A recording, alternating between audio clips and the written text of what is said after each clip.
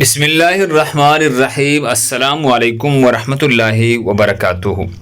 ناظرین گرامی، محرم الحرام اور کرنے کے کام، یہ تو ساری اوقات، ماہ و سال اور زمانے اللہ ہی کی ہے، لیکن بعض ایام کو اللہ تبارک و تعالی نے بطور خاص فضیلت بخشی ہے۔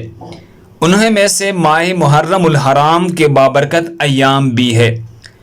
یہ اسلامی سال کا پہلا مہینہ کہلاتا ہے، چونکہ اس مہینے کی نسبت اللہ تبارک و تعالی کی طرف ہے، اس لیے جہاں پر حرمت اور تقدس والا مہینہ ہے، وہاں پر اس میں عبادت کا حکم بھی دیا گیا ہے۔